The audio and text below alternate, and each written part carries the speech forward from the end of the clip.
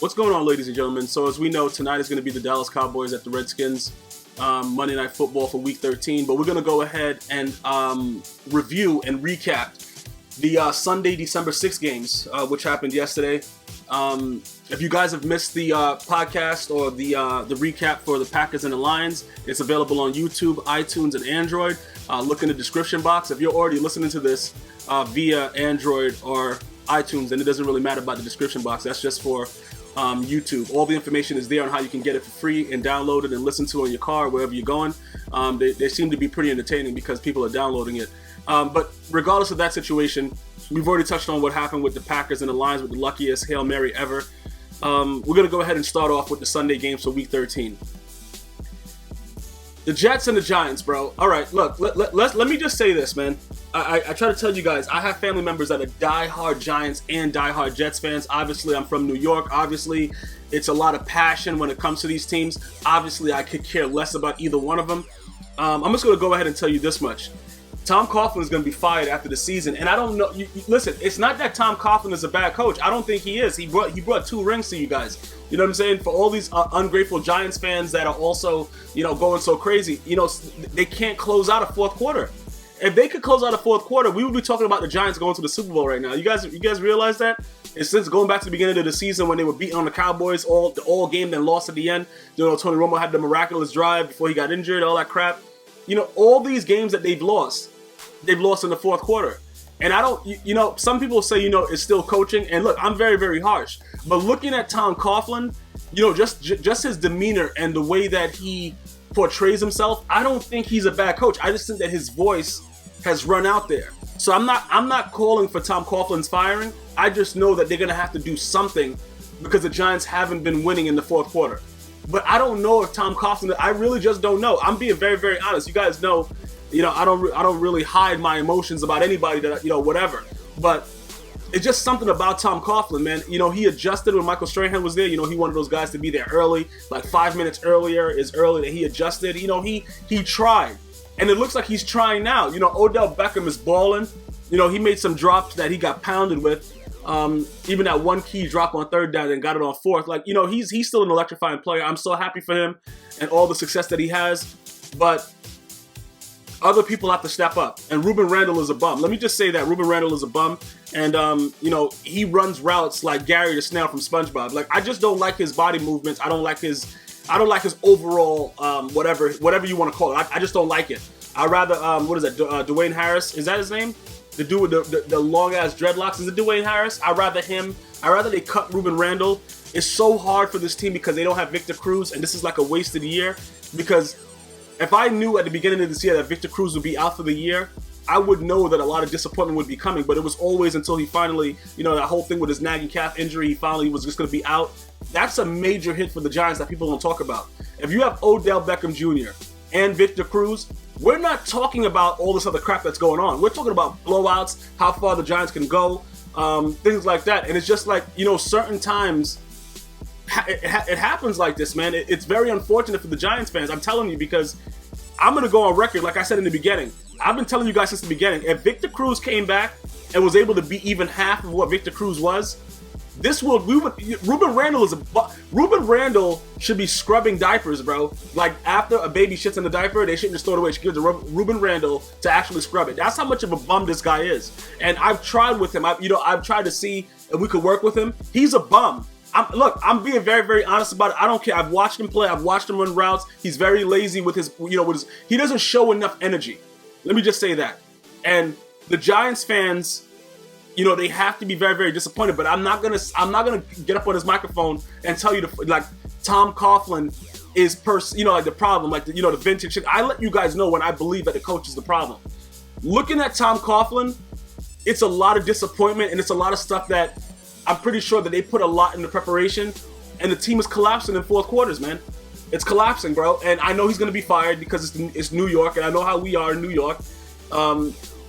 But I can't sit here and say that I saw anything that makes me want to urge for Tom Coughlin to be fired. I'm sorry. The Giants suck because they lost the game. I have to say that. You know what I'm saying? When you lose like this on a regular basis with a 3-game losing streak, you suck. I got to be honest about that. But I don't know if I could blame Tom Coughlin about that. I'm going to be honest with you guys. The New York Jets now. Listen, the New York Jets supposed to lose this game. But somehow Brandon Marshall, he triggered his old self when he was with the Broncos and Jay Cutler, and the motherfucker started jumping up in the air like a maniac. You know what I'm saying, bro? And just catching every goddamn thing. I can't explain what happened. I don't know what happened. All I know is that Brandon Marshall is a monster, bro. And he's, I thought he wouldn't be able to do it. What is he doing? He's doing that NFL show. Around the NFL or whatever the F they doing that's on Showtime or whatever channel it's on, and he's doing so many things and he's still coming out and balling, bro. And this game, man, they fought. The Jets could have laid down. When OBJ split the defenders and made Cromartie look like he should retire, when he just burnt it, Cromartie was running mad fast but just way behind him. I thought the game was over. I thought that, they were always up by 7. It was always like, easy. The defense, you just needed one damn stop. Then you see fucking Lobster Claws. What is it? What's this guy's name? What is Lobster Claw's name? I'm gonna call it Pierre-Paul. Jason Pierre-Paul, Lobster Claw. You saw him at the end of the game unwrapping his mitt. Like, he's such a clown, dog. I don't even look, bro. Let's just put it like this: the Jets came out. Fitzpatrick ran when he had to run. He made dot throws. You know what I'm saying? He deserves a lot of credit for it. The running game was, okay, whatever. But Fitzpatrick and Marshall won this game, hands down. And listen, bro. Look, sometimes it's gonna happen like that. If dudes are not blowing off their hands with firecrackers like Jason Pierre-Paul in the offseason, that's another thing that hurt the Giants. Like, it's just everything. People talk a lot about the Patriots being losing this, losing that. The Giants have played with without key players. JPP is a pass rusher. He's a dominant force with 2 hands in this league. Obviously, he has the lobster claw right now. You know what I'm saying? Victor Cruz is major. You know what I'm saying, bro? It's injuries all over the place, but it's always been about the Patriots. And we're going to get to the Patriots soon, bro, because they done got fucked by Chip Kelly. And I don't know. I just don't know what's going on with the NFL from week to week. But the bottom line is the Jets came out big. They won this game. Congratulations to all the Jets fans out there. You deserve it, man. You deserve that. The Cardinals at Rams. I'm not going to waste a lot of time on this. Jeff Fisher should have been fired like 2 weeks ago. Like, he should have been fired like as soon as the season started. He should have been fired. I understand. Look, let me just be very, very clear about this. I understand that Nick Foles is a bum. I'm not saying that Nick Foles isn't the worst. He done pulled a, what is that? A hoodookie? I don't know what the thing is. He done pull something. I don't know how to describe what he pulled on them. Whatever it is, he done pulled the wool over their eyes and got signed and got money, and he's a bum. And that's the bottom line. That dude is garbage. And I understand that people say, yeah, but they don't got enough tools. They don't got enough things around them. Nick Foles is garbage. Let's just be clear. Jeff Fisher is a bum coach, and he's been going downhill for a while now. And if you need to look to anybody to fire on the Rams, I would look to Jeff Fisher first. That's just my opinion. The Cardinals came out. They did what they were supposed to do. They balled out, and they took care of them. And that's pretty much what happened, bro. It wasn't nothing to really talk about with this game because it wasn't really exciting, because when you're playing the Rams, you're supposed to win. You know what I'm saying? It's gotten to that point that you're supposed to win at this point. Jeff Fisher, a couple games back, he's circling them up, trying to act like he's doing something, yelling at them. It was all on the camera. Bro, nobody's listening to you. He should be fired right now as I'm doing this podcast actively. Jeff Fisher should be fired. And that's the bottom line. A lot of things happen with the Cardinals. I don't really need to go into it. Pretty much they had a nice mix of the run and the pass.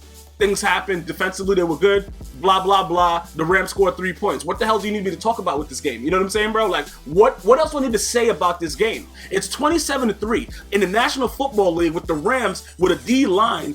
Yeah, listen, excuse me. You could put that D-line in the jungle against Lions, and they would probably come out alive. And they can't do anything. And everybody's telling me that it's not Jeff Fisher. Okay, it's not Jeff Fisher. Okay, no problem, bro. The Cardinals just came into town to beat the hell out of you at home. You put up 3 points, but it's not Jeff Fisher. Okay, maybe it's Nick Foles. Bench him. Bro, shoot him. Do something, bro. Look, I don't know. But all I'm telling you is this. I'm not going to waste my time with BS like this because Jeff Fisher has been doing this since the Titans. He's been a complete letdown. He went to 1 Super Bowl, blew up, whatever, bro. You lost. And then you went against Vince Young. Vince Young is in a new, what is it, a pizza commercial? He's in some kind of commercial now. His forehead is monstrous. I just wanted to say that. But look, regardless of the situation, you went against your QB. You did the same things that a lot of coaches do when you just don't like a QB. You made it very, very hard. So like Mike Pitton, the human eggplant, and that's how your career ended over there. You're just always a loser no matter what. You never did anything after that. And you went to St. Louis to ruin them also. And you need to just step down. You need to give in your resignation, because if they don't want to fire you, you need to be a man about it and say, look, you know what? I'm not the guy for this job. Be a man about it, bro. I gotta go. Because this is unacceptable. You don't get beat like this at home this late in the year. I'm sorry, guys. I'm not even going to discuss this anymore until Jeff Fish is fired. Falcons at Buccaneers. Buccaneers 23 to Falcons 19. I've been told you this, that the Falcons are garbage. I've been said, listen, I had to go Ebonics style. I've been done said this. Like, the Falcons are ass. Matty Dry Ice is a bum. You know what I don't understand?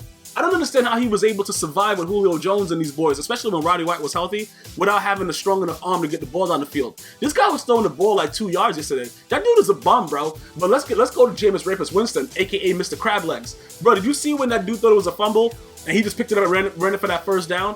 Listen, I have to say this much. This man has played more consistent than Marcus Mariota. You know, obviously various coaching styles, different things like that. But he made a great push to be Rookie of the Year yesterday, because he's tried. The one thing that he showed, as stupid as he looks running around, he look a fat munchkin running around and shit like that. Whatever he has to do, he has proven that he will do to help this team win, and that has to go into something with voting. And I'm not saying that the other guys don't want to make their teams win, but his thing, the things that he's done, has contributed to winning. That's the difference. He's contributed to winning. He's not just trying to win. He actually he contributes to win. And it's usually with him running the football where people don't think he's going to run because he looks mad stupid when he does it. And that was a huge win. The throw that he made, listen, I don't know. You know what I'm saying, bro? I'm sitting here and I was like, wow. Like, I thought they were going to lose the game. I thought the Falcons had this. And, you know, he throws the ball to Mike Evans, touchdown. I don't know, man. Like, I'm really, like, shocked. I'm really shocked that he's playing like this, bro. Like, he's real. With your coach being Lovie Smith, I'm shocked, bro. Because Lovie Smith, he's not going to take you anywhere, bro. He's going to take you to he may take you to the playoffs, but he's going to be walking with you holding your hands right out the first game. Like, bro, this dude Lovie Smith, bro. But I guess at this point, you're playing with so many people that are believing that they can win. It doesn't even matter what the coach is doing. Because I was like flabbergasted. You know what I'm saying, bro? I just had to use that word. You know what I'm saying? I had to use a big word to make it seem like I was that excited. Like, bro, I was flabbergasted that the Buccaneers came out and did this and beat the Falcons. Not so much so because I knew the Falcons were garbage and, you know, them losing clinched the Panthers in the division, but it was the fact that I knew that the Falcons are just done, because the way that people, you see Julio Jones's face when he looks at Matty Dry Ice, it says everything. He knows he can't throw. Like, Julio Jones wants to run down the field and be gone, and he can't. He doesn't have an Aaron Rodgers under center, or even a Tom Brady, or even, who else, Osweiler, or anybody with a gun arm that can throw the ball. Jay Cutler. You know what I'm saying, bro? Matt Stafford. He doesn't have somebody that can get the ball down the field, and they want to stick with Matty Ice. I've never been sold on Matty Ice, no matter how good they've been playing, because it was just something about him, bro. He was just missing something. And the biggest thing is arm strength. That's the biggest thing that he's missing, is arm strength. But this was actually a very, very exciting game because it was back and forth. The game was close. But that play by Jameis Winston, picking that ball up and running it for a first down, you know, the dot to Mike Evans, that was the difference in this game. And, you know, he deserves a lot of credit for that. And I think that he's pushing towards Rookie of the Year. In my opinion, bro. What does that mean? You know what I'm saying, bro? Everybody got an opinion, like everybody got an asshole, bro. Seahawks at Vikings. Seahawks 38, Vikings 7. I'm going to be the first to tell you, I didn't see this coming. I think Adrian Peterson had 18 rushing yards. You ain't going to win anything rushing for 18 rushing yards, bro. The Seahawks, man, I don't, look, I'm not going to say that Jimmy Graham being injured is the reason why they're playing well now, and they realize that he's not a good fit based on that offensive coordinator. But I am going to tell you this. Their offense looked a lot smoother.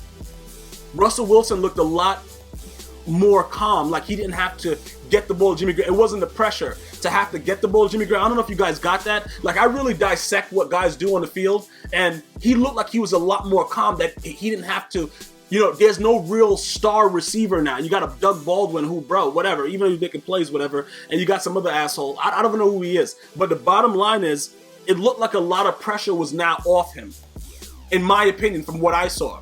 I don't know, like I said, again, I don't know how you guys viewed it, but that's what I saw. And he was able to, you know, to flow smoothly. And he made great reads and he made great throws.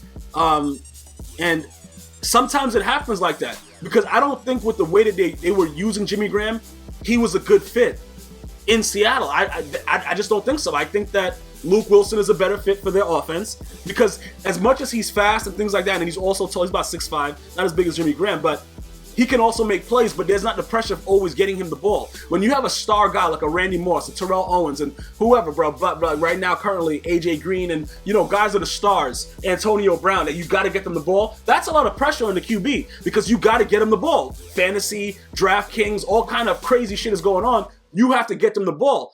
I don't think that if Jimmy Graham played in this game, it would have been the same outcome. Call me crazy, call me whatever. That's my opinion. The Vikings played horribly. I know Mike Zimmer was very, very upset in every facet, but they played great defense and they locked up the run game. And remember, we spoke about this last week. When you have a good run game and a good defense, you can win. But when your run game is only getting 18 yards for the entire game, you know, with your star player, you're not going to win. And that was pretty much what this game was. It was an onslaught. It was a beatdown. It was something that the Vikings just need to forget and move on and try to figure out what's going on, because I'm telling you right now, the Packers are coming. After that Hail Mary, you done rejuvenated Aaron Rodgers. So you better be careful in that NFC North. People think it's a joke. I told you guys last week, when you make a throw like that, that rekindles your inner spirits, bro. Sometimes you just need a little thing to get that push up. You could be on your way out all the way, about to just give up on life. And in that one spark, boom, that's what Aaron Rodgers got. Beware of the Packers. Trust me when I tell you that. 49ers at the Bears. 49ers 26, Bears 20. Gold missed a field goal. Robbie Gold. That just lets me, let me get into that part right now with the kickers. I'm beginning to hate all NFL kickers. I don't care who you are, even the guys that always make it, because since the NFL made that rule change of bringing it back to the 33, making it a 33-yard field goal, which I think is genius, by the way, and I said that initially in the beginning, way back. You could go back and check my podcast about that, when they were doing it in the offseason, when they approved it. It's genius, because you make it exciting now. It's no longer something that, okay, let me turn the TV off and go away. They won the game with an extra point. No, you know, because these kickers are bums, and it's showing that they're bums. The Bears should have won this game. Let's just say that. It shouldn't even went to overtime, whatever, like that. Of course, we know that there was a dot thrown to Torrey Smith, who I'm very happy for, by the way. You know, he hasn't been able to have any kind of shine. He hasn't been able to show that he had speed. I didn't know Blaine Gabbert had an arm like that. A lot of things happen. I am so happy for the 49ers that they won this game. But it just lets you understand that kickers are disgusting, bro. They're getting paid to look cleaner than everybody else, and then they can't do their job. It's like being a coal miner, but you're the manager that stays outside and waits for them to come out with whatever they find. And you're mad clean and shit, but you don't know how to do your job. You're not paying them. Like, they don't get their check. You know what I'm saying? Like, every one hand washes the other. You're out there looking mad clean, never dirty unless you fall, but for some reason, and nobody knows why you're falling. You know what I'm saying, bro? But I just don't understand how he missed that kick. Robbie Good as gold is what I used to call him. Now he's just a sack of shit to me. I can't stand him. I don't know what he's doing. I don't know what he did. And I know Chicago Bears fans are like, yo, are you serious? With the way that they were balling out and Jay Cutler was working very, very hard to try to get you guys in the field goal range, and then you do this? Okay, bro.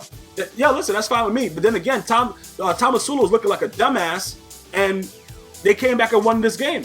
And the way that they won, the fashion in which they won it, and how they're continuing to fight more without Kaepernick, I don't know where Kaepernick is going, but he won't be on the 49ers next year. And I'm happy for him for that too, because maybe he gets a fresh start and he stops throwing picks. But if he does continue to do that, pretty much he's done. It's been a real nightmare for a lot of people in the NFL this year, and nobody's really talking about it. A lot of star players are just bums that were good last year, but that's the way the NFL treats you. The NFL, man, it's like a chick with herpes, man. You know what I'm saying? She might got a fatty, but she gonna give you something that you gonna remember for life. And these guys are playing crazy, and I just don't know what it is. I don't know what's changed about this. But this was actually a very exciting game towards the end, after Robbie Gold missed the field goal, because I knew the Bears would lose the game. You know, I don't have faith in Jay Cutler winning in overtime, but he's been playing well, and he deserves credit for that. You know, this is all on the kicker. This is all on Robbie Gold. That loss for the Bears, 105% on Robbie Gold. Congratulations to the 49ers for pulling it out, though. And I'm so happy for Torrey Smith, man, for him to be able to actually show he still has that speed, and he can catch. You know, since he left the Ravens, everybody just, you know, laughed at him. You know, what are you doing? What are you going to do? You don't really have anybody you can go to. Nobody's throwing you the ball. And it did turn out that way for most of the year. But to see him win, that's always good for me, to see a player that, you know, everybody's shitting on go out and perform like that, and in a clutch moment to win that game for the team, to burn your defender, catch the ball, and successfully do that. That was big for the 49ers, and I'm happy for them, bro. Even though you guys know you're not going anywhere this year, we all know that. To fight and to win like that, after being the refs took the game away from you from Arizona, this was big for the 49ers. Jaguars at Titans. Jaguars 39, Titans 42. Yo, listen, Blake Bortles been balling out, and the team's balling out. But Marcus Mariota running for like 80-something yard touchdowns is not going to help you win a game, bro. Obviously, this was a high-scoring game. Obviously, these teams are not too good. Obviously, you expect this to happen with both their defenses. 81 points between both of them. You're going to expect stuff like this from bad teams. But to pull it out as a young rookie quarterback with Marcus Mariota, that's huge. To play to the standard, to show that you have those wheels, to show that you can utilize yourself in that format, that's huge. That's a big deal to me. That's something that should be recognized. You know what I'm saying, bro? But again, with the way that Jameis Winston is playing, I don't know if they give it to Marcus Mariota unless within the last couple of weeks he does something else miraculous. But obviously the records are completely different with Tampa compared to the Titans. But this was a garbage bowl right here. Two bum teams trying to fight for just some kind of recognition, and it was exciting to watch them play. And it's not a lot to really go into with this game because neither one of these teams are going to really be doing anything now that the Jaguars have lost. They had a chance before, I think, when they beat Buffalo in London, where it was a situation where they could have done something, but I don't think right now that they stand a chance right now. So we'll see what happens, but this game wasn't too exciting to, like, it was exciting as far as scoring and things like that, but not to talk about. You know what I'm saying, bro? You had a couple exciting plays and a lot of points were being scored, and it was just crazy back and forth. And Blake Bortles was balling, like I said, bro. If you put some tools around Blake Bortles, man, it's really, really tough, bro. It's tough for a lot of these guys to play with a lot of bum receivers, man. You go out there, you're in the NFL, and you're like, how did this guy get the job? And it's like, what is he doing here? And it's bad. It's bad, bro. I'm not going to sit here and lie to you and tell you it's not. But at the same time, as professional athletes, I guess they're paying you to bring the best out of the bums that they provide you with, and blah, blah, blah. So, kudos to the Titans for winning the game, and shout out to Blake Bortles, man. Great, great game. Texans at the Bills. Texans 21, Bills 30. I thought the Texans would win this game. I knew the Bills had to win it to stay in playoff contention. Tyrod Taylor made some key throws down the stretch. The Texans played well, not well enough to win. But it was decent, man. Sammy Watkins caught a nice little catch. He's good when he wants to be. I guess I could say he's good when Tyrod Taylor's putting the ball on the money, because it was pretty tough. When a guy's throwing the ball out of bounds and not giving you a shot, or just not throwing to you, it's pretty hard to win the game. You know what I'm saying? So when the Bills going out here and winning this game, that kind of leaves them in an area to where they can possibly still get a wild card. We'll see what's happening. It's going to be a very, very exciting weeks coming up to finish off this NFL season. But it was good to see Tyrod Taylor play well. LaShawn McCoy and them boys going out there balling. The Texans, I never really, I know they were on a win streak or whatever and they were playing well, but like I told you guys, they're not going to do anything. They're not going to, they're not going to be that other team, opposed to the Dallas Cowboys that everybody's going to fall in love with. They just don't have the demeanor for it. They don't have it, bro. It's not there. So that being said, it's not much that I can really say about it. I thought the Texans would win just because I thought they were on a roll. They're going to do something, and the Bills was whatever. But I told you guys in my pick that the Bills had to win this game, and that's what they did.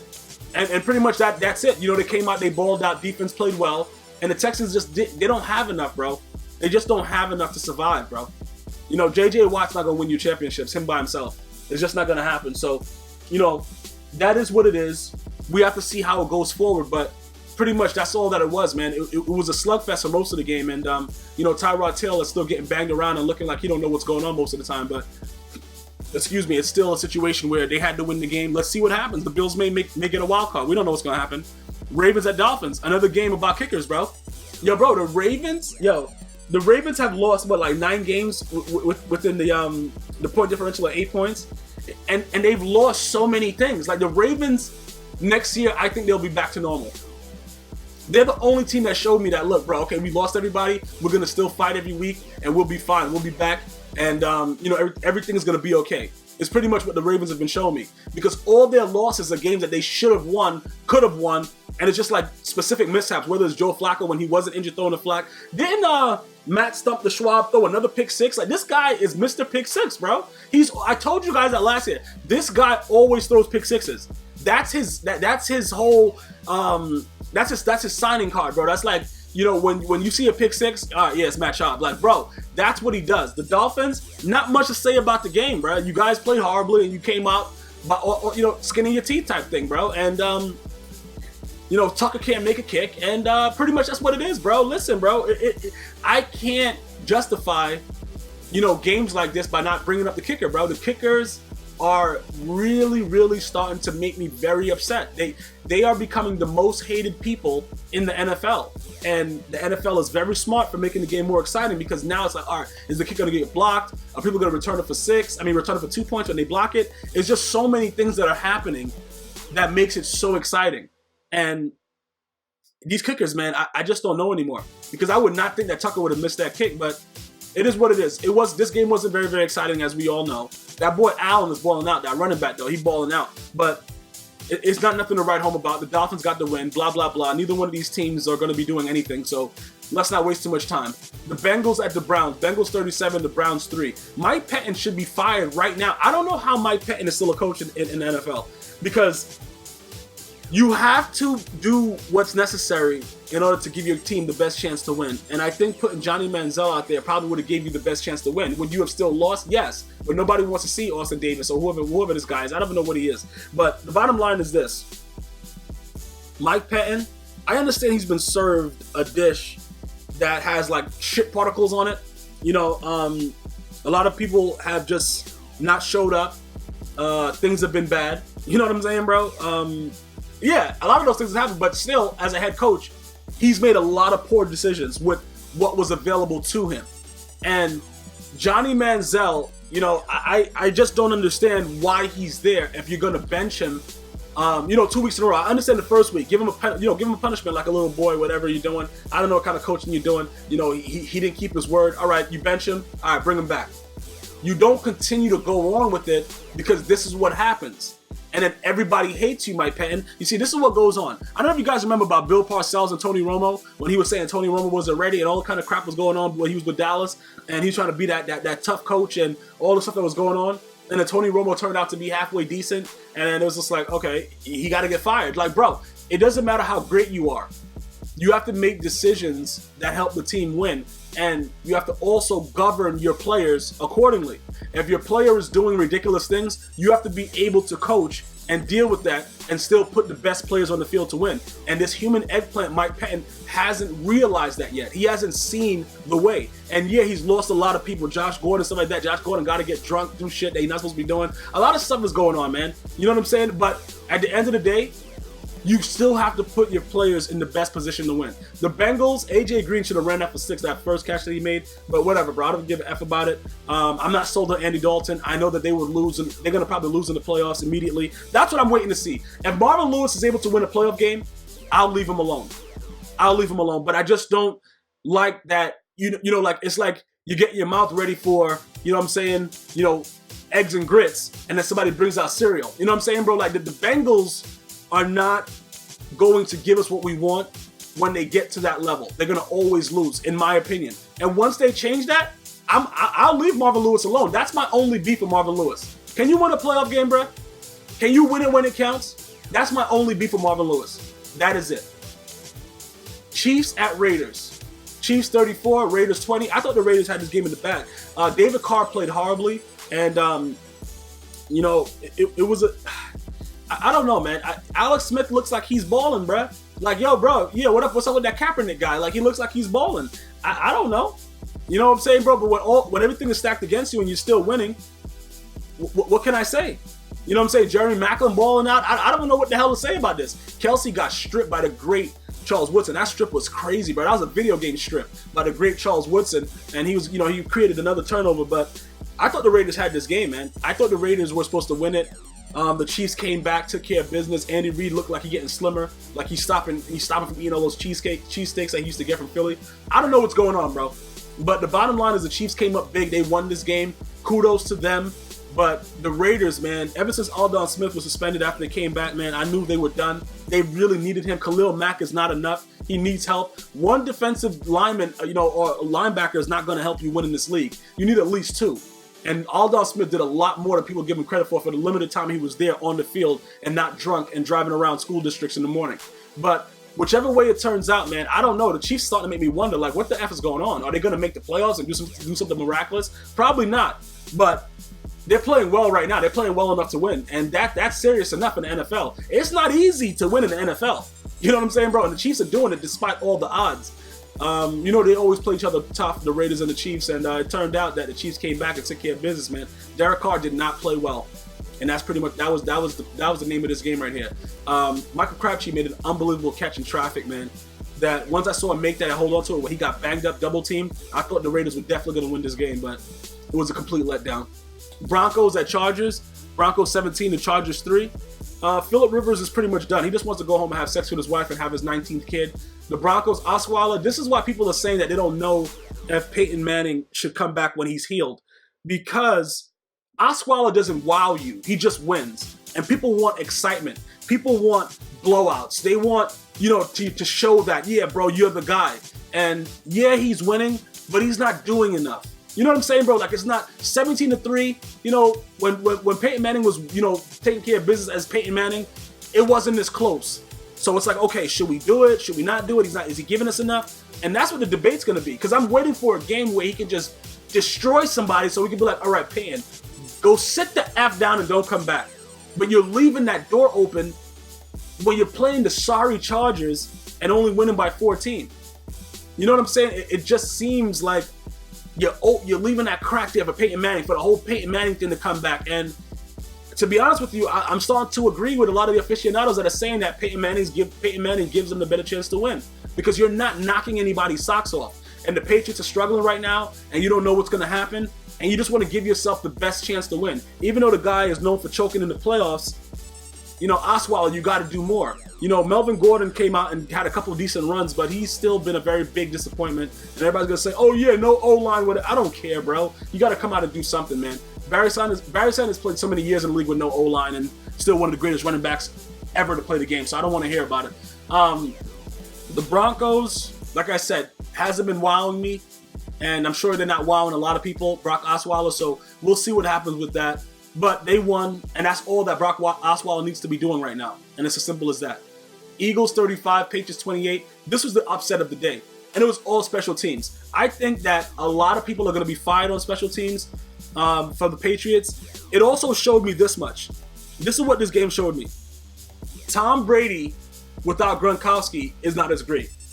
Without the mismatches that and I know people have been saying it for a while, whatever like that, but the game got so bad that Tom Brady started doing, you know, trick plays, and he was trying to run the ball for 6. Like, it got that bad that he's like, yo, F all you guys, I'm about to do this shit myself. That's how bad it got, that Tom Brady turned into Michael Vick. And when he doesn't have a lot of things. He lost a lot of his key players. Special teams is playing like total shit. They're going to lose the game. And regardless of whatever happened and what the Patriots are lacking, a lot of teams are also lacking a lot of things. So this doesn't help the whole MVP race thing for Tom Brady.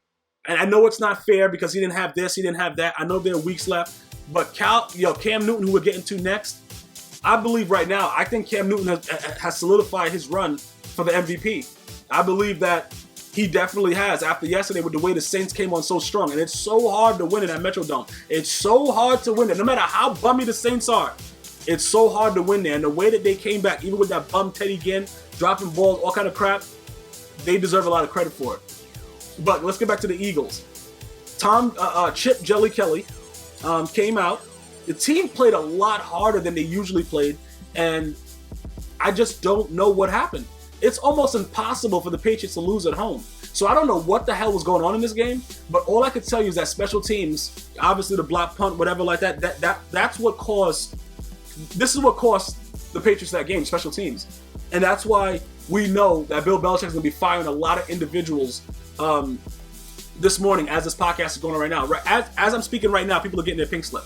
And they're like, yo, just don't ever come back. Don't ever show your face ever in this place again. Just don't ever show your face. Hold on, give me 1 second. What is this?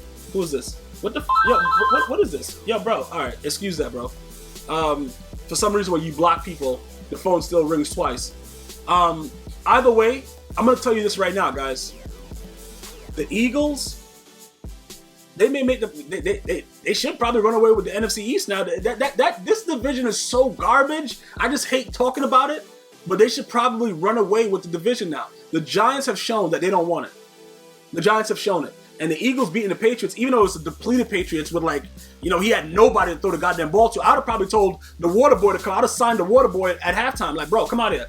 Let's come out here, beat Adam Sandler, bro. But on offense, like when Tom Brady is running trick plays and trying to run for 6 for dear life, it's not a good look.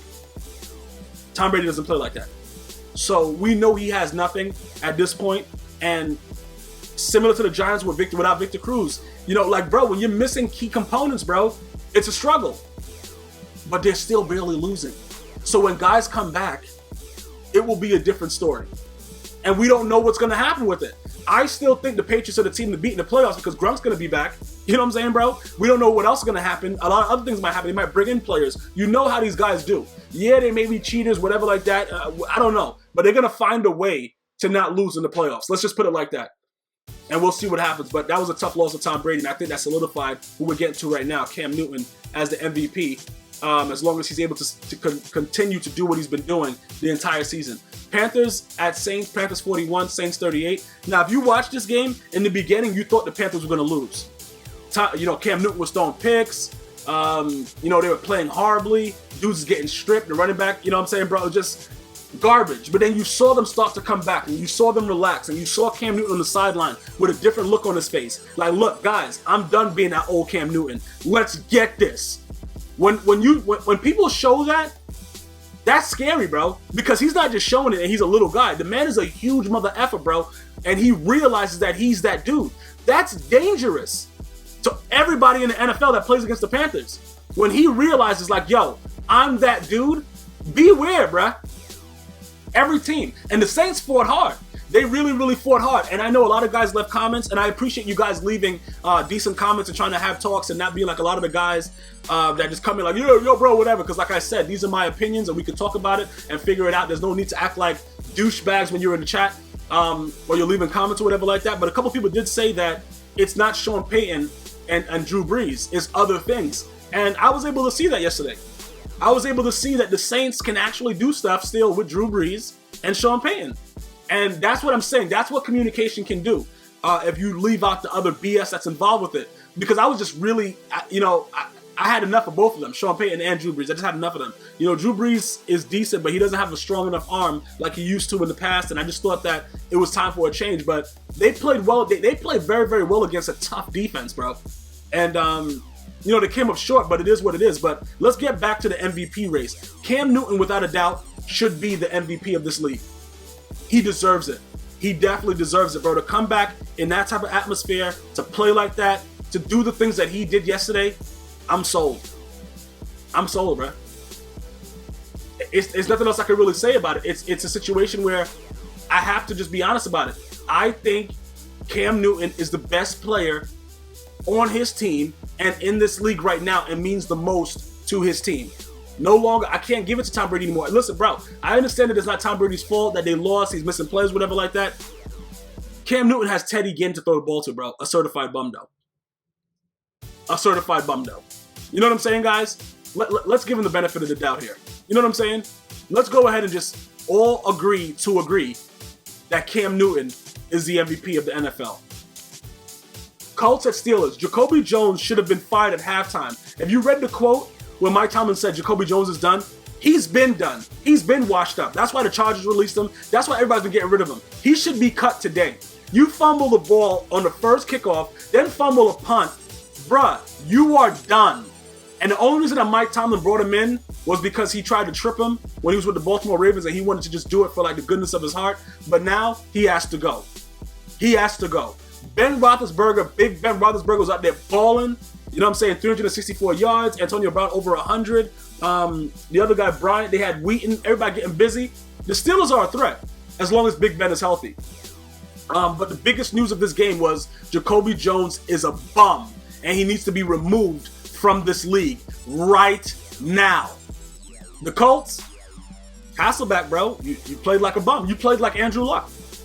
But, bro, you were garbage. You were pretty much a bum, and that was pretty much it. It was a horrible game. Ugly-ass Frank Gore was able to do a couple things, but that was it. And you overthrew Andre Johnson so many times. Even on the drag route, it was underthrown. You underthrew and overthrew wide-open receivers all game.